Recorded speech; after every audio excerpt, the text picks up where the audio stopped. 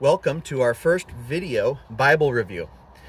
Today we're going to be covering the 1917 edition of the Scofield Study Bible. This is a classic Old King James Study Bible. The cover on this is made out of bonded leather. Bonded leather is an older style of cheap cover.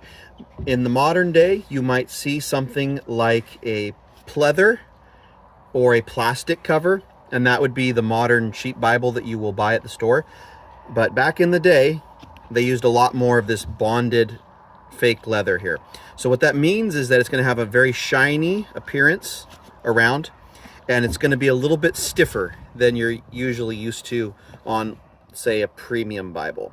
But it's a really good one. So it's Holy Bible, red letter with concordance. It's got the Scofield Study System, King James Version, of course, and it is created and published by Oxford University Press. For those of you that do not know, there are generally two streams of King James Bibles. One is from Cambridge, and they have the actual authorization to print them. They maintain the best Bibles, and that's going to be, if you want the best version of a King James, with the least amount of changes, you're going to want to buy something along the lines of a Cambridge. But Oxford also has very good Bibles.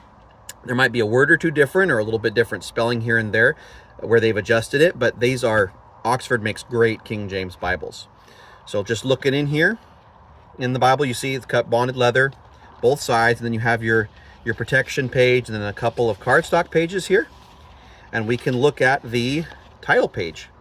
The Holy Bible, containing the Old New Testament's authorized King James Version, with a new system, as of 1909 and 1917, a new system of connected topic references to all the greater themes of Scripture, with annotations, revised marginal readings, summaries, definitions, chronology, and index to which are added helps at hard places, explanations of seeming discrepancies, and a new system of paragraphs, edited by the Reverend C.I. Scofield.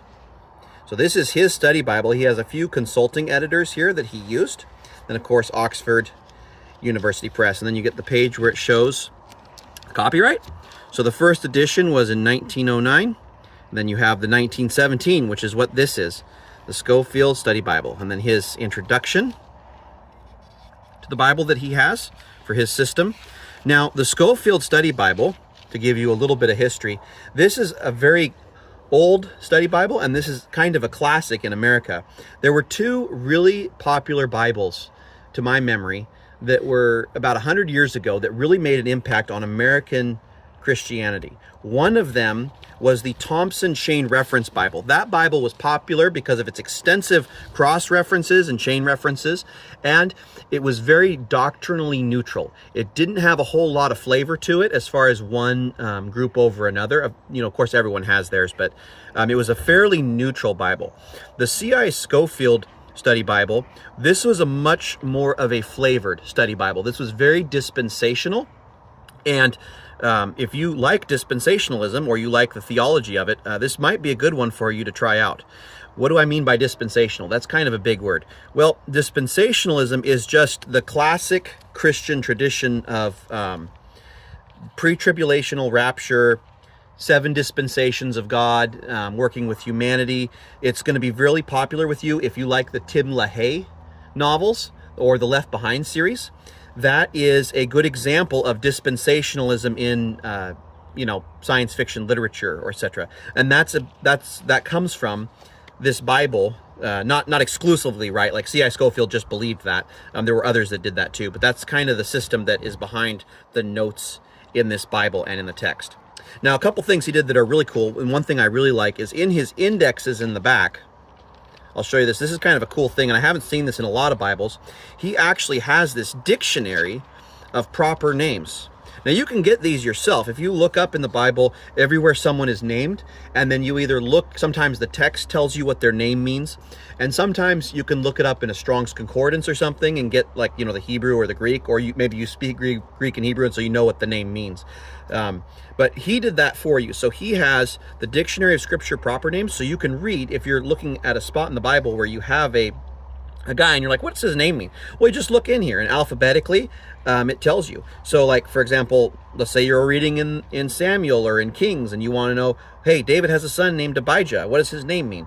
Well, Abijah means father of Jehovah, or Jehovah is my father. And so it just puts that right there for you, and then it'll give a reference for the name so you can look it up. And so that's kind of cool. You can look at the genealogies and look at what the names mean. And sometimes you can find little nuggets there that are pretty cool. He also has, of course, a classic concordance in here, and then some maps in the back. The maps aren't quite as colorful as what you might be used to in like a modern Bible or maybe a premium Bible, but they're still very good, very, very useful, and they don't move mountains very often. So, I mean, everything in there should still be pretty much correct. Another thing that I really like about the content of this Bible is this was back in a time when people still used Ussher's chronology. And so you will see here, Ussher went through the Bible and he dated using history and using what we know in the Bible and the genealogies. He actually did his own system of when the dates were for different events in the Bible. So you see here we have about 404 BC, so about 4,000 years before the time of Jesus, and it says that here. And then as he walks through here, the dates change on the pages to be about the date that he thinks things occurred at. This is extremely useful for getting the order of things and for understanding when things happened. And you can do that. You could do this yourself by going through the genealogies and comparing them to history, but but it's a ton of work, and he has done that for you, so you can kind of reap the benefits of it. I have seen a few dates that are either questionable or that I would disagree with entirely. So, you know, obviously it's his system. If you come up with your own, you might have a few differences with him, or depending on interpretations you take on different books, you might put the date a little bit differently than he does. But even if you disagree with one or two of his dates, this is super useful because a lot of it you're going to find pretty much a majority of agreement with.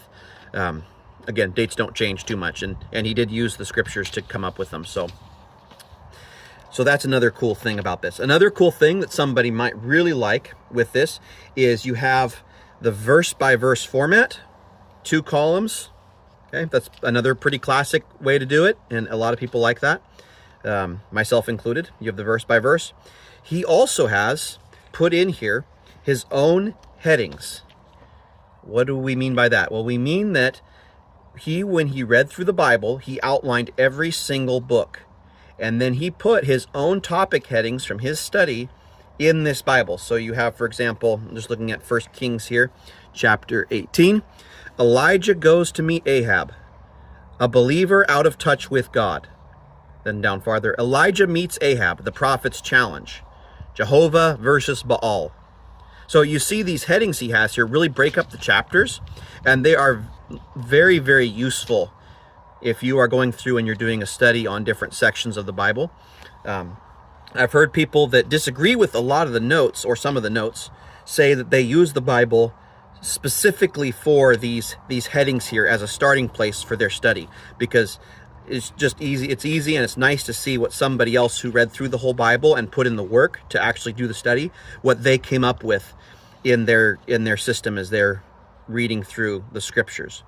Additionally, another thing you can notice with this Bible that will help you is everywhere he adds stuff, or where there are words added in the headings, he keeps it in the classic italics. A lot of people may not know this, but in the King James, the words that are in print, just regular print, those are words that have a direct translation into Greek or Hebrew. And the words that are in italics are words that were added by the authors that do not have a direct translation, but they are necessary for speaking in English. And Scofield kept that with his headings. So all of his headings that he has here are in italics, so you know they're not actually part of the Bible. That will help keep you from mistaking them. And you say, well, maybe you might say, why is that? Of course, most of the headings aren't in the Bible. They're not in the text. Well, in the Psalms, actually, this becomes really important, because in the Psalms, you have books. Let me see if I can get to it here. In the Psalms, you do have headings, right? And in Proverbs, there are real headings that are in the Bible. And then there's Psalms that have no heading. For example, you see here Psalms 38, a Psalm of David to bring to remembrance. That heading right there is actually a part of the text. That's why it's in print there. But where there were Psalms with no headings, he added some of his, okay? So when he does that, when he adds his own headings, you can see he keeps that italics font. So you know this is Scofield's heading, not the Psalter's heading. This is his way of breaking up the book. And so that'll help keep you from being confused or from misinterpreting some of his words as some of the actual words of the Bible. Additionally, he does the classic thing with different books of the Bible where he has an introduction to the book, and then he'll have his commentary at the bottom. Some places he'll have a lot of commentary. Like, for example, if you turn to a really popular section of the Bible, like Genesis chapter 1, a lot of commentary on that. You go to Genesis chapter 1, oh, there's a bunch. There's his introduction. There's a bunch of commentary at the bottom. 10 next page there. There's quite a bit too. And then some places there's not as much. So let's just turn to a place in Leviticus here. And he's just got this little section right down here of his commentary. So great Bible, great study Bible. You may disagree with some of the theology in the commentary, but I think you're going to find that you'll do that with any study Bible. So keep what you like, throw out what you think is not biblical, and don't get too into the notes or the study. But really great Bible, really classic feel. I love this 5 by 7 inch kind of size for just holding. And the nice thing about this Bible is it really feels like it's meant to be a workhorse. It really feels like you can just flip to it. You can flip anywhere. It doesn't feel like you have to be all gentle with the pages. It's really just meant to be driven, I think. And that's just a great Bible, great feel. If you're wanting to buy it, just remember, some people have issue with the notes. So you can, pay attention to the notes. Don't just take everything and swallow it. Just look at it and see what's biblical and what's not. Real nostalgic feel. This really seems like a Bible that you might have seen your grandpa carrying, 75 years ago. And it's just been a classic in American Christianity for a real long time.